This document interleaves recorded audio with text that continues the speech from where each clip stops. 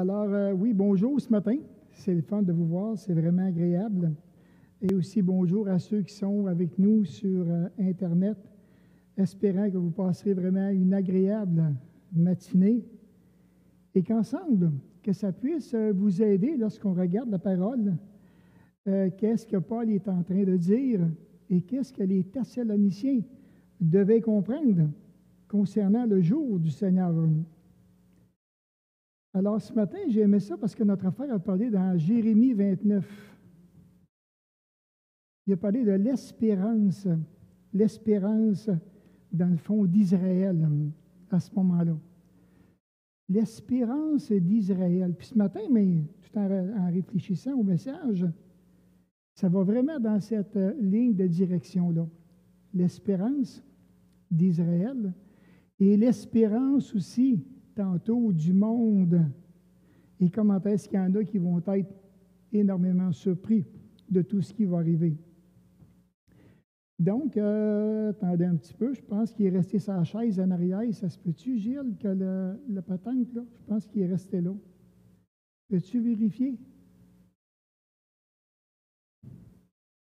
Ah, je l'avais mis dans ma poche et là, maintenant, je ne l'ai plus. Je trouvais ça un petit peu embarrassant. Bien, merci beaucoup. Tout est prêt. Donc, on va commencer dans 1 Thessaloniciens, chapitre 5, et le verset 1 à 3. Voilà ce qu'il dit. Il dit, « Pour ce qui est des temps et des moments, vous n'avez pas besoin, frères, qu'on vous en écrive, car vous savez bien vous-même que le jour du Seigneur viendra comme un voleur dans la nuit, quand les hommes diront paix et sûreté, ou bien paix et sécurité. » Ça revient. Pouvons-nous imaginer qu'à l'intérieur de quelques années seulement, plusieurs ont connu la terreur mondiale, la guerre mondiale? Nous connaissons une pandémie mondiale. Alors imaginez une guerre mondiale. Nous pouvons penser à l'horreur de l'Holocauste qu'il y a eu vis-à-vis des Juifs. C'est impensable. On peut penser à la brutalité des différents conflits mondiaux, le désespoir national, les révolutions, les révoltes, les émeutes, les assassinats, les actes de terrorisme. On pourrait dire, comment est-ce possible de vivre, vraiment de vivre, de travailler, de jouer au sein d'un chaos? C'est quasiment impensable. C'est pratiquement impensable. De la confusion et du non-sens de la vie. Ayant répondu à leur question sur l'enlèvement de l'Église, ce que l'apôtre Paul a fait quand on a parlé dans les 2 derniers messages concernant l'enlèvement de l'Église, et là maintenant les Thessaloniciens sont préoccupés en ce qui concerne le sujet du jour du Seigneur. Après l'enlèvement des croyants viendra maintenant, comme nous le savons tous, une période qui sera très difficile ici-bas sur la terre. Une période vraiment difficile qui va toucher vraiment la perdition des méchants. C'est-à-dire, dans le fond, aussi simple que ceux qui auront rejeté le Seigneur Jésus-Christ. Il n'y a rien de plus désagréable que de se faire rejeter par qui que ce soit. Mais les gens vont rejeter littéralement le Seigneur Jésus-Christ. Donc, par l'introduction du verset 1 au chapitre 5, Paul se dirige vers un changement complet quand il dit « pour ce qui est des temps, pour ce qui est des moments ». Et ça, c'est vraiment, vraiment intéressant.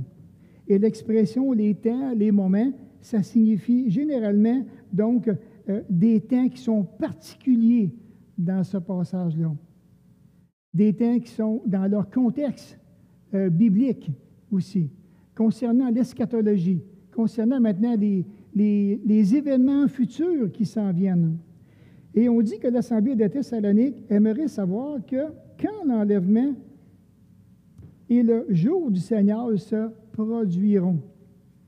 Comme mentionné dans le chapitre précédent, l'Église se demande, hey, est-ce qu'on a raté le jour du Seigneur? C'est une bonne question. C'est vraiment une bonne question. Alors ici, maintenant, dans 2 Thessaloniciens, il dit, pour ce qui concerne l'avènement de notre Seigneur Jésus-Christ et notre réunion avec lui, nous vous prions, frères, de ne pas vous laisser facilement ébranler dans votre bon sens et de ne pas vous laisser troubler, soit par quelques inspirations, soit par une parole ou par une lettre qui viendrait ou bien qui semblerait venir de nous, comme si le jour du Seigneur était déjà là. Il y a vraiment une belle mise en garde ici concernant maintenant les faux enseignants, parce qu'ils vont en avoir. Imaginez là, que l'Église est enlevée. Il va y avoir beaucoup en Israël et un petit peu partout des faux enseignants, des faux docteurs. Et l'apôtre Paul est en train de dire à l'Église de Thessalonique, ne vous laissez pas facilement ébranler ou bien secouer, agiter. Restez calme. Restez dans votre bon sens. Et Paul, dans le fond, il fait appel ici à la bonne doctrine de l'Évangile, au bon fondement scripturaire. Ne vous laissez pas troubler. Il veut dire, ne vous laissez pas mélanger. Ne vous laissez pas désorganiser. Soyez prudents. Puis encore des belles applications pour nous aujourd'hui. C'est vraiment intéressant parce que tout ça, ça va se passer pendant la grande tribulation. Puis il parle d'inspiration, qu'on parle donc de mauvaise compréhension, des doutes, parce qu'il va y en avoir beaucoup de mauvaise compréhension, des doutes. Il va arriver comme un vent qui va souffler sur le monde et auquel les gens ne sauront plus quoi penser. Puis Paul fait appel à leur fermeté, à leur stabilité au niveau de la foi. L'importance de bien connaître la doctrine eschatologique. Qu'est-ce qui va arriver dans le futur? Alors Paul il dit, vous n'avez pas besoin, frères, qu'on vous en écrive dans 1 Thessaloniciens chapitre 5. C'est vraiment intéressant. Alors ici maintenant, les apôtres ont questionné le Seigneur Jésus, puis ont dit, Seigneur, est-ce en ces temps-là que tu rétabliras le royaume d'Israël? Quand tu vas l'établir, ce royaume-là?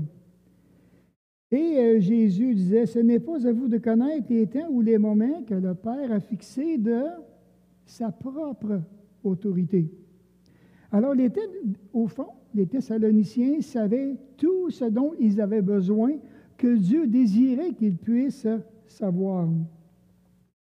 Alors, bien entendu que le plus important, c'est d'être spirituellement prêt. Chacun de nous, ça maintenant, c'est vraiment un bel encouragement pour aujourd'hui. Pour le retour de Christ. Sommes-nous réellement spirituellement prêts à rencontrer notre Dieu? Ça, c'est tellement important. Chaque croyant doit garder espoir et vivre dans l'attente constante du retour de Jésus. Dans le verset 2, il dit, car vous savez bien, il dit, vous-même que le Seigneur viendra comme un voleur dans la nuit, quand les hommes diront paix et sécurité ou sûreté. Ça va venir. Le jour du Seigneur viendra soudainement, de façon inattendue, importune et nuisible. On dit que ce sera un choc terrifiant pour ceux qui ne connaissent pas le Seigneur. Pensez-y. Le temps de sa venue ne sera donc pas révélé. Aucun voleur sensé n'annonce à l'avance le moment où il va aller voler quelqu'un. Hey, je t'appelle pour te dire qu'à soir, là, c'est toi que je veux voler. Ça fait que j'espère que tu vas me souhaiter la bienvenue, mon chum. Non. Le Seigneur utilise l'image d'un voleur dans la nuit pour désigner simplement la soudaineté de sa venue. Ça va vous surprendre, pareil comme un voleur qui irait chez vous pour vous dévaliser. Pouf, c'est fait. Ça va surprendre. Alors Jésus disait, sachez-le bien, si le maître de la maison savait à quelle veille de la nuit le voleur doit venir, il veillerait Et c'est ce que je ferai moi aussi. Je ne sais pas qu'est-ce que j'aurai des mains, mais je veillerai certain. Et ne laisserai pas percer sa maison. Bien entendu. Bien entendu. Et c'est pour ça que Jésus avertit toutes les générations qu'elles doivent vivre dans l'attente de son retour et des événements relatifs au jour du Seigneur qui y mèneront. Le voleur, la métaphore du voleur ne sert jamais à désigner l'enlèvement de l'Église. Elle décrit la venue du jugement du Seigneur à la fin, ici maintenant dans le contexte des 7 années de tribulation et le jugement à la fin du royaume millénaire de Christ. Concernant maintenant l'eschatologie, la venue d'un voleur n'est jamais un événement joyeux, et ça, mais nous le savons tous, mais une calamité imprévue. On dit que dans l'Ancien Testament, à 19 reprises, il est question de jugement, de cataclysme, alors que Dieu exercera contre les méchants. Ça revient à 19 reprises. Le jour du Seigneur, à 19 reprises, le jour du Seigneur va annoncer des cataclysmes. Et dans le Nouveau Testament, maintenant, il revient à 4 fois. C'est un moment où Dieu déversera sa colère. Dieu va déverser sa fureur sur les méchants, sur tous ceux et celles qui rejettent vraiment le Seigneur Jésus-Christ. Contrairement à l'enlèvement, ça ne sera pas précédé d'un signe. Cependant, il y a plusieurs signes courants qui annonceront l'arrivée du jour eschatologique du Seigneur. Cependant, ils ne révéleront pas les moments précis où il se produira. Et ça, c'est correct. Il n'y a pas personne qui va le savoir. Ça va surprendre comme un voleur que Jésus dit. Alors, le premier signe, il dit, premièrement, on revient en arrière au niveau de l'eschatologie. Voici, je vous enverrai Élie le prophète, avant le jour de l'Éternel arrive, ce jour grand et redoutable. Maintenant, si on est dans Malachie 4 et le verset 5, il dit comme bien d'autres prophètes, alors sur le jour du Seigneur, celle-ci a vu son accomplissement dans la personne de qui? Dans le Nouveau Testament? De Jean-Baptiste. Alors, l'Élie qui devait venir dans Matthieu qui parle, maintenant, ça a été accompli dans la personne de Jean-Baptiste. Deuxièmement, on dit qu'à cette époque-là, il y aurait une rébellion mondiale contre Dieu. Rébellion mondiale contre sa parole. Précédera le jour du Seigneur. Nous verrons dans le chapitre, et ça, c'est des choses qu'on va voir dans les prochains messages. Cette apostasie inclura le système mondial, même d'une fausse religion. Alors, si on pense que ça va être tranquille, que ça va être la paix après l'enlèvement, nous, on va être aux noces de l'agneau pendant le temps qu'ici, sur terre, ça va brasser. Troisièmement, on dit que le jour du Seigneur viendra, que lorsqu'on aurait vu l'homme paraître, l'homme impie, le fils de la perdition, l'adversaire qui s'élève au-dessus de tout ce qu'on appelle Dieu et de ce que même les gens vont adorer. Il va aller jusqu'à s'asseoir dans le temple de Dieu, se proclamant Dieu lui-même. Et on dit que selon les événements qui vont marquer la grande tribulation, la construction du temple à Jérusalem devrait être l'indice que maintenant vont commencer les grandes tribulations sur la terre. Et présentement, le temple n'est pas encore construit. Ensuite viendrait l'apparition de l'Antichrist et la profanation du temple, comme on voit dans Daniel 9 et le verset 27, qui vont précéder justement l'arrivée du jour du Seigneur. J'ai fouillé sur Internet et puis j'ai vu quelque chose qui était vraiment intéressant. J'ai vu un Juif qui est là, en train de parler avec Netanyahou, si je le prononce bien, disait, et ça m'a tellement frappé parce qu'il disait qu'il y avait un plan de paix et de sécurité pour Israël. Wow! C'est ça qu'on voit là. Comment ça se fait déjà? Ça se peut-tu? Il y avait déjà ça. Mais maintenant, c'est en anglais, puis je ne comprends pas nécessairement tout l'anglais, là. Mais c'est pour vous dire que ça se pourrait peut-être déjà que c'est là en quelque part. Quatrièmement, on dit que les nations commenceront à se rassembler dans la vallée de décision pour la grande bataille d'Armageddon. Là maintenant où il y aura des millions de morts dans la vallée de l'Armageddon. On dit qu'il y aura des signes remarquables dans le ciel qui précéderont l'arrivée du jour du Seigneur. Dieu fera, pas Satan, Dieu fera apparaître dans le ciel et sur la terre du sang, du feu, des colonnes de fumée. Le soleil se changera en ténèbres et la lune en sang avant l'arrivée du jour de l'Éternel, de ce jour grand et terrible. Si on se met dans le contexte, nous, on ne sera pas là, mais qu'on peut y aller avec je vous dirais, avec une saine imagination, ça va être troublant pour les gens qui vont être là, sur la terre. Ça va vraiment être troublant. Qu'est-ce qui se passe? Et Jésus a dit ceci. Car plusieurs viendront en mon nom, disant, c'est moi qui suis le Christ. Et ils séduiront beaucoup de gens. C'est intéressant ce que Paul dit au début. Ne vous laissez pas, soyez prudents, soyez vraiment prudents. Laissez-vous pas influencer, laissez-vous pas désorganiser, soyez fermes, parce que ça pourrait arriver n'importe quand.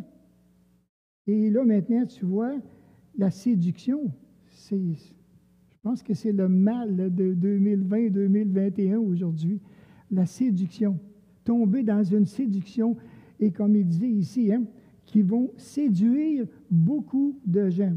Alors, beaucoup de Juifs, dans leur pays même, vont tomber sous cette séduction-là, pensant que la personne qui est devant eux, c'est le Christ, le Sauveur. C'est lui le Sauveur. C'est intéressant de voir que les Juifs cherchent un Sauveur. Puis il est venu, puis ils l'ont crucifié. Vraiment, vraiment intéressant. Alors, pourquoi maintenant que les gens vont être beaucoup séduits? On dit pour donner des fausses explications aux différents signes, pour que les gens ne reconnaissent pas qu'ils annoncent bientôt la venue du Seigneur.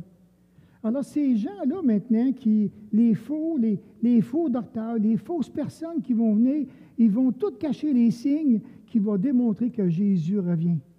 Et là, maintenant, ils vont embarquer là-dedans ça. On dit que le dernier dirigeant mondial, l'Antéchrist, l'Écriture le présente sous différents noms. La petite corne que l'on voit dans Daniel chapitre 7 et le verset 8, le roi qui fera ce qu'il voudra, l'homme impie, le fils de la perdition, l'Abaïtan. Je ne voudrais pas me retrouver en face d'un homme aussi puissant. Aussi puissant. Je ne voudrais pas, personnellement. Les influences qu'il va y avoir, et l'influence qu'il va y avoir, elle sera mondiale. Ça va être facile pour lui. Il va avoir le monde entier dans ses mains. Pensez-y.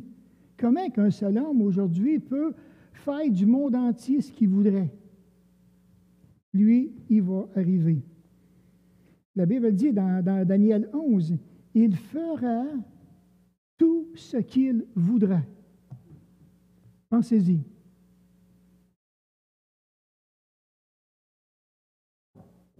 Il n'y a rien à son épreuve. Juste, j'ai trouvé ça intéressant.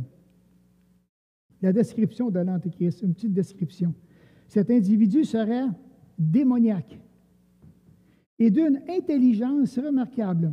J'ai un livre chez nous, une belle petite revue qui dit que toutes les situations mondiales auxquelles les gouvernements sont incapables de résoudre présentement en 2020-2021, lui, il a la solution. Il va avoir toutes les solutions. Tout ce qu'on peut imaginer, là, que le monde ne peut pas résoudre présentement, lui, il va le résoudre. Donc, une intelligence remarquable. Il sera rempli de charisme, de charme, de force de persuasion, d'autorité, de cruauté et de méchanceté consumée. Au début, il semblera être tout ce dont le monde désespéré a grandement besoin. Ah, t'es vraiment un bon chum. T'es vraiment sympathique. Je t'aime bien, tu sais. Et de voir maintenant que ça va avancer tranquillement parce qu'il y a du charisme. Alors, il y a vraiment une prestance qui est là. Il y a une grosse influence qui est là. Et puis, tout va se faire d'une façon sournoisée. Regardez bien ça.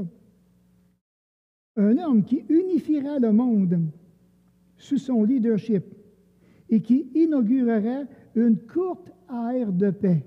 Bien là, c'est sûr que je ne suis pas pour me montrer tout de suite. Là. On va commencer par amener une paix, une petite sécurité pour que les gens puissent continuer vraiment à avoir confiance en lui. À l'échelle mondiale et même de la prospérité, il fera une alliance avec Israël de 7 ans, permettant de pourvoir à la sécurité, à la protection que cette nation a toujours désirée. Au fond, je suis celui qui peut vous apporter la paix et la sécurité. Es-tu assez prétentieux? Je suis cette personne qui peut vous amener là, puis je vais vous le démontrer. Et on dit que pendant les 3 premières années et demie, c'est vraiment ce qu'il va démontrer. Alors là, les gens vont être intéressés à vouloir vraiment lui faire confiance et à vouloir vraiment aussi s'allier avec lui. Mais 3 ans et demi après le début de cette alliance, c'est là que ça va commencer. L'Antéchrist il se révélera tel qu'il est vraiment.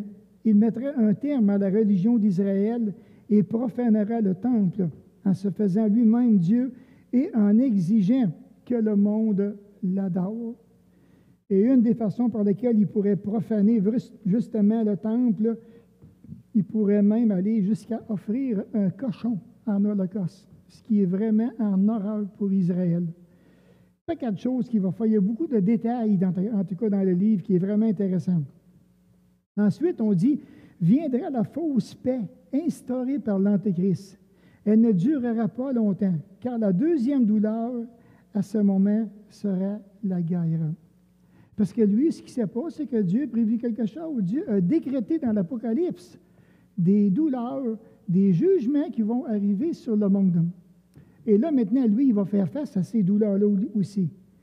Jésus a dit, vous entendrez parler de guerre et de bruit de guerre. C'est dans ce contexte-là. Il dit, gardez-vous d'être troublés, car il faut que ces choses arrivent.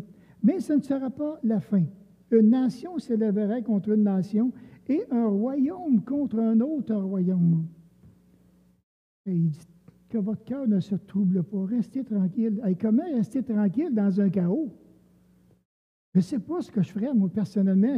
Quand je réfléchis à tout ça, là, je dis, je sais que je ne serai pas là. Il n'y a pas personne de nous qui va être là. C'est du moins qu'on a accepté Jésus-Christ. Nous, on va être au nord, en haut.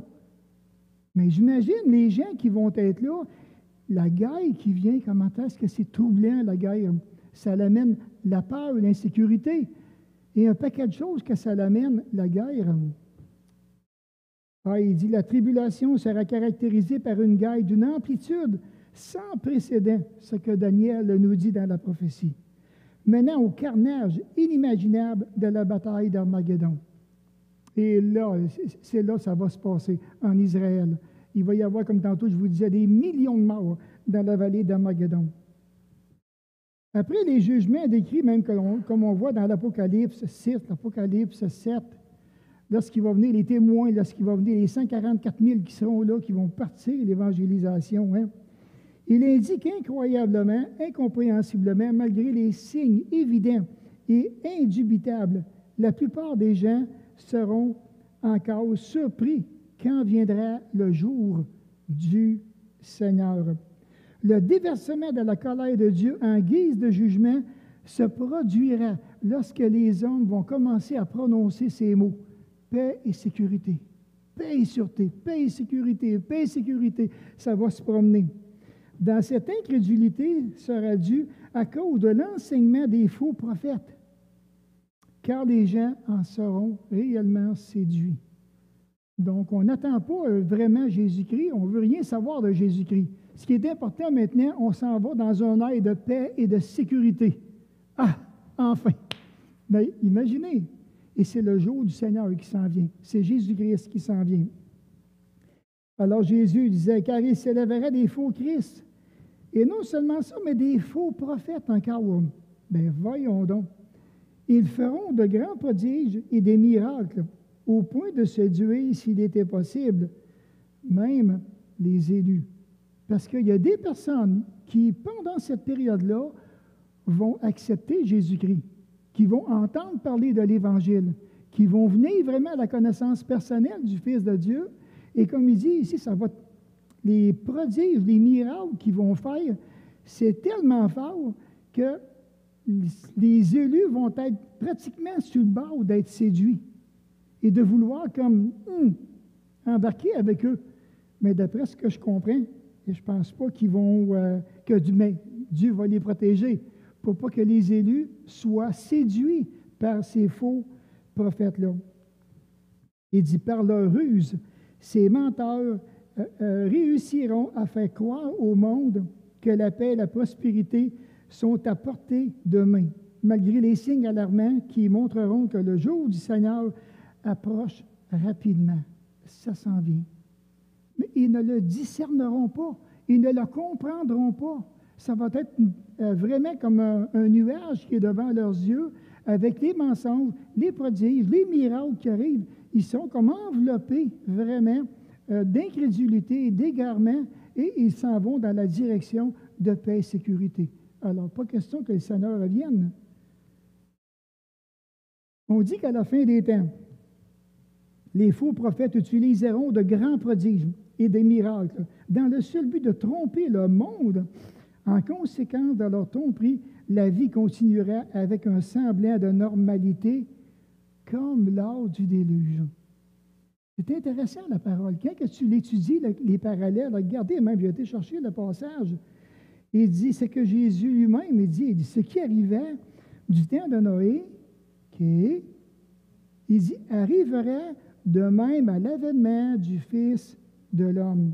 Il dit, quand les jours qui précédèrent le déluge, les hommes mangeaient, buvaient, se mariaient leurs enfants jusqu'au jour où Noé est entré dans l'arche, et ne se doutèrent de rien jusqu'à ce que le déluge vienne et les emporte tous. Bien, il dit, écoutez bien, il dit, il en sera de même lors de l'avènement du Fils de l'homme. C'est comme ça va se passer. Il n'y a pas personne qui va s'en douter. Il va venir comme un voleur, il va apparaître. Alors imaginez ce que ça va faire dans le monde entier lorsque Jésus va revenir. Les faux prophètes, l'associé de l'Antéchrist, utilisera des signes, des prodiges pour persuader les gens d'adorer l'Antéchrist. Il opérait de grands prodiges jusqu'à faire descendre du feu du ciel sur la terre à la vue des hommes. Il va y avoir des spectacles. Et tout ça dans le but d'amener les gens, non pas à adorer Dieu, mais à adorer l'Antéchrist, adorer l'homme. D'élever l'homme qui va être là. Celui qui, enfin, qui nous a apporté la paix, une certaine sécurité. Et wow!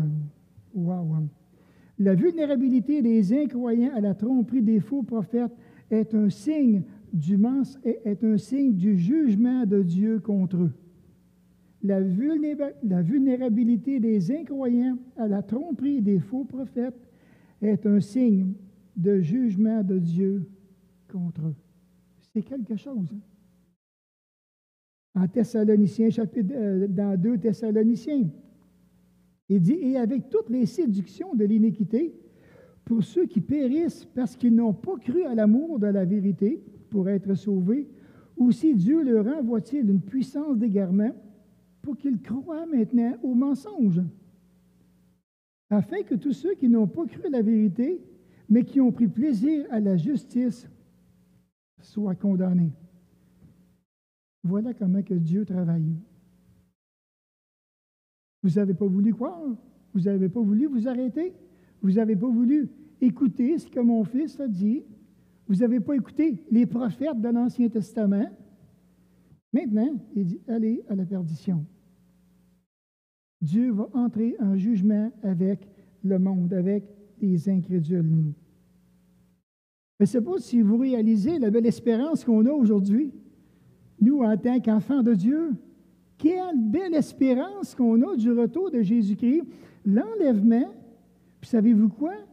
Pendant cette période-là que les gens vont être ici sur la terre à exercer, que Dieu va exercer ses jugements, il n'y a rien qui va nous énerver, nous. Aucune guerre va venir nous ébranler. On va être dans la paix, dans la joie. On va être avec notre Seigneur, avec Jésus-Christ, qu'on va voir enfin et on sera avec lui pour l'éternité. Pendant le temps qu'ici sur la terre, mondialement, ça va être le brouhaha. C'est spécial. C'est vraiment spécial. Et j'aime ce que l'apôtre Paul dit ici. Il dit, parce qu'ils n'ont pas reçu l'amour de la vérité. Wow. Ils n'ont pas voulu de cet amour-là. Je dirais que, en conclusion, ici, le message de Dieu est tellement clair. Croire en l'amour de la vérité, c'est-à-dire sa vérité, c'est-à-dire la parole de Dieu. L'Écriture nous dit qu'on ne se moque pas de Dieu. Ce qu'un homme aura semé, il le récoltera. Vous savez, peut-être que dans quelques années, il y a peut-être des gens qui vont écouter sur Internet ces messages-là, peut-être bien qui n'ont aucune connaissance de Jésus-Christ, qui ont jamais pris de décision pour Jésus-Christ. En entendant juste une petite partie tellement minime que j'ai apportée ce matin, des jugements de Dieu qui s'en viennent sur la terre, ces personnes-là vont faire face à ces jugements-là que Dieu va exercer sur la terre. En attendant, on est toujours dans ce temps de grâce, un temps merveilleux quand la parole de Dieu nous dit, voici maintenant le jour du salut, voici maintenant, c'est un temps favorable pour se tourner vers le Seigneur Jésus, pour recevoir l'amour de la vérité. C'est un temps qui est favorable. Et cet amour de la vérité-là, on peut aller la chercher pour nous encore tous les jours. Tous les jours, on peut plonger je vous dirais, dans cet océan d'amour-là et d'aller voir maintenant qu'est-ce que mon Dieu veut me dire. Parce qu'on est encore là. L'Église est encore là. L'Église a encore un témoignage à rendre au sujet de Jésus-Christ. On a encore des témoignages à rendre auprès de nos familles, de nos amis, en leur partageant l'amour de la vérité. Et on veut vraiment encourager les gens qu'à ce qu'ils puissent recevoir cet amour-là. Qui n'a pas besoin d'amour ici? On en a tous besoin de cet amour. Alors imaginez qu'on arrive, qu'on prend la parole et puis qu'on partage vraiment ces sources d'amour-là qui nous édifient tellement, qui nous tient. C'est pour ça que Paul dit, pour ce qui est des temps et des moments, vous n'avez pas besoin qu'on vous en écrive. Frères, car vous savez vous-même que le jour du Seigneur viendra comme un voleur dans la nuit. Et ça, mais attachez-vous à la parole. Et peut-être que dans quelques années, il y en a plusieurs qui vont dire, oui, mais comment qu'on fait pour recevoir ce cadeau? Ce cadeau d'amour, comment qu'on fait? Comment qu'on fait pour recevoir le pardon immérité, je dirais, de nos péchés? Comment qu'on fait pour recevoir la vie éternelle? Comment qu'ils ont fait, ceux qui sont déjà partis, là, qu'il y a eu un enlèvement, là, comment qu'ils ont fait pour partir de même, eux autres? C'était quoi leur recette? Notre recette. On a cru à l'amour de la vérité. Nous avons reçu cet amour de la vérité. On a ouvert notre cœur tout grand à Dieu. Puis on l'a invité. Hein? Il dit, voici, je me tiens à la porte et je frappe. Si quelqu'un m'entend, ou si quelqu'un m'écoute, parce que des fois, on n'entend pas tout le temps, peut-être parce qu'on n'écoute pas tout le temps, je ne sais pas. Si quelqu'un m'entend ça, là, puis ouvre la porte de son cœur, il dit, j'entrerai, je vais rentrer. Je vais rentrer. Et cette poignée-là est à l'intérieur du cœur. C'est toi qui peux l'ouvrir. Et c'est ce que nous avons fait il y a plusieurs années, chacun de nous, quand on a ouvert cette porte-là. Oui, Seigneur, c'est ça que j'ai besoin. J'ai besoin de cet amour-là, l'amour de la vérité.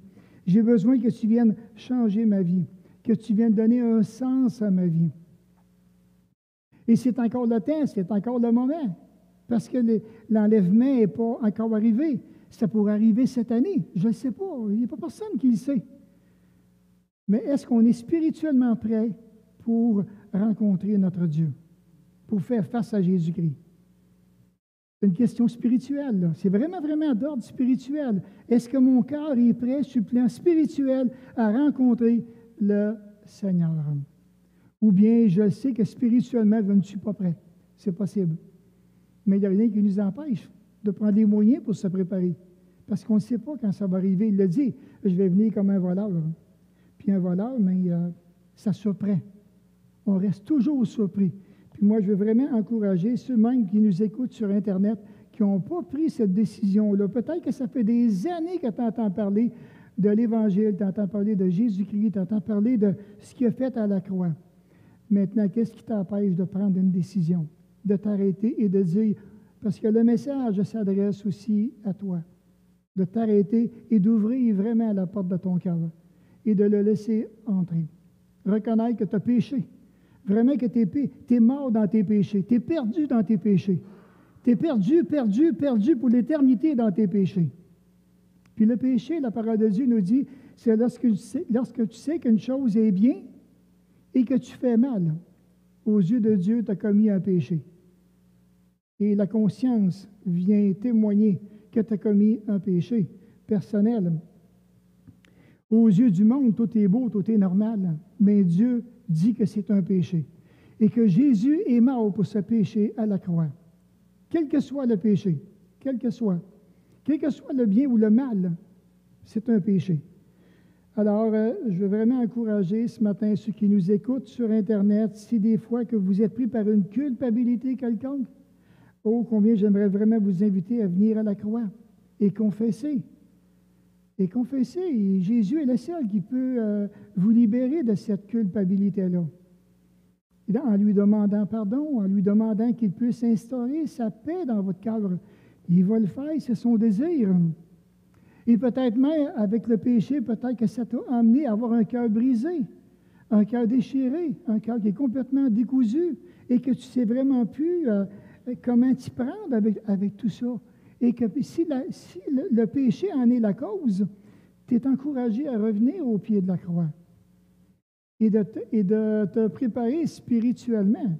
Vraiment, une belle préparation spirituelle avec Jésus et de lui demander vraiment le pardon et de recevoir l'amour de la vérité qui va faire toute la différence dans ta vie. On va se trouver dans un mot de prière. Encore une fois, notre Père, combien on veut vraiment te remercier pour cette parole que tu nous donnes, qui nous révèle, qui nous fait connaître les temps difficiles qui viennent pour notre peuple, ici-bas sur terre. De même que pour toutes les nations qui sont sur la surface de la terre. Ô Père, puisses-tu relever ton Église, puisses-tu relever chacun des chrétiens à travers le monde entier, et que tous et chacun puissent vraiment prendre de responsabilités et de pouvoir aussi aller à proclamer vraiment l'amour de la vérité. Et ma prière, mon Père, permet qu'à ce qu'il y ait beaucoup de gens qui reçoivent cet amour-là. Peut-être, Seigneur, qu'il y en a qui sont tellement dans la haine aujourd'hui, dans le découragement, qu'importe. Mais mon Père, que ton amour puisse être au-dessus de toute haine que les gens peuvent vivre dans le cœur. Et permet encore, mon Père, que cet amour de la vérité puisse les atteindre, que ça puisse changer leur vie, comme ça l'a changé nos vies. Et merci encore, mon Père, de tout l'honneur que tu nous fais de ta présence ce matin. Sois béni en nos cœurs dans le précieux nom de Jésus. Amen.